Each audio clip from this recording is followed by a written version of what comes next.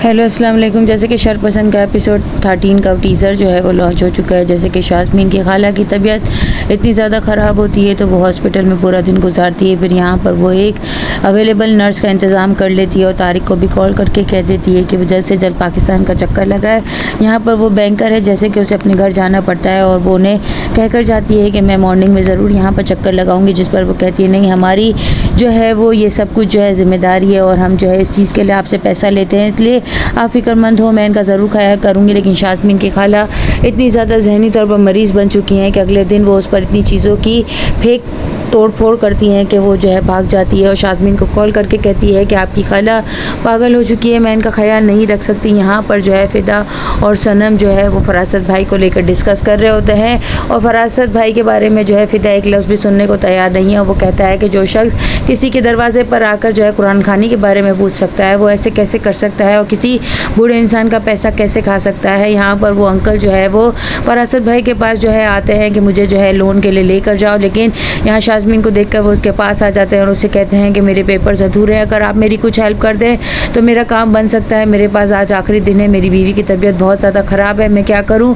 मुझे कुछ समझ नहीं आ रही। जिस पर शाज़मीन कहती है नुकसान भी तो आपका इन्हीं की वजह से हुआ है, तो इन्हीं से लोन लें। जिस पर फरासत भाई कहते हैं मैं कहाँ से इतनी बड़ी रकम दे सकता हूँ, ये तो पागल है, तुम चलो मेरे साथ। और वो अपना दरवाज़ा बंद कर लेते हैं। फिर वो उसे किसी और के पास लेकर आते हैं, वहाँ पर छोड़ कर चले जाते हैं कि ये शख्स है, तुम खुद बात कर लो, ये चाहेगा तो तुम्हें लोन मिल जाएगा। मैं दोबारा से हॉस्पिटल पहुंचती है क्योंकि इसकी खाला की तबीयत ठीक नहीं होती और वो नर्स जो है वो वहाँ से चली जाती है और वो उससे इतनी बातें सुनाती है जिस पर शाज़मीन कहती है आपको बात करने की भी बिल्कुल तमीज़ नहीं है। सनम और फ़िदा जो है वो अपनी डॉक्टर के पास आते हैं, उनके टेस्ट की रिपोर्ट्स जो है वो आ चुकी होती हैं। डॉक्टर साहिबा जो है वो सनम को तो कुछ नहीं कहती, लेकिन फ़िदा को कहती है मुझे अफसोस के साथ कहना पड़ रहा है कि आप कभी बाप नहीं बन सकते, क्योंकि जिस तरह की टेस्ट और एग्जामाइन हुआ है इसके मुताबिक जो है वो आप जो है बाप बनने की सलाहियत नहीं रखते हैं। फ़िदा वहाँ से कमरे से बाहर निकल जाता है। सनम रोकती रह जाती है और ये भी पूछती है कि क्या किसी किस्म की कोई टेस्ट ट्यूब या दवाइयों के ज़रिए से अगर ऐसा मुमकिन है तो हम वो अफोर्ड कर सकते हैं, लेकिन डॉक्टर कहती है नहीं, ऐसा कुछ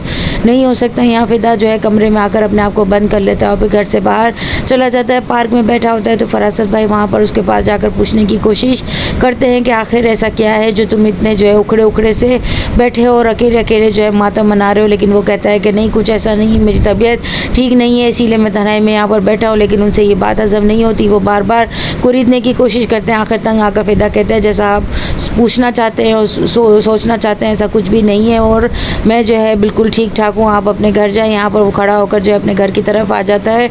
सनम से बात करने के बाद जो है वो आखिरकार ये फैसला करता है कि मैं तुम्हें अपने साथ बांध कर नहीं रखूँगा और मैंने ये फ़ैसला किया है कि हम दोनों अलग हो रहे हैं, क्योंकि मैं इतनी बड़ी खुशी से तुम्हें सारी ज़िंदगी महरूम नहीं कर सकता। जबकि सनम कहती है ये अकेले फ़ैसला तुम नहीं कर सकते, मैं तुम्हारी बीवी हूँ, हम ये सोच समझ कर और मिलकर फ़ैसला करेंगे। लेकिन वो जो है इसकी कोई बात सुनने को तैयार नहीं है, अपने आप को कमरे में बंद कर लेता है। फरासत भाई को इतनी खुलबुली मचती है कि घर आकर वो अपनी बीवी रुबीना से भी कहते हैं ये कोई आम सी बात नहीं है, ज़रूर इनके दरमियान कुछ बड़ा हुआ है, तभी वो इतना परेशान सा जो है वो गार्डन में बैठा हुआ था। लेकिन यहाँ दोनों मियाँ बीवी जो है वो जैसे कि हर किसी की टो में लगे रहते हैं। नेक्स्ट एपिसोड में और क्या कुछ दिखाया जाएगा, चैनल के साथ बने रहे, अपना फीडबैक हमसे ज़रूर शेयर करें, दुआ में याद रखें। अल्लाह हाफिज़।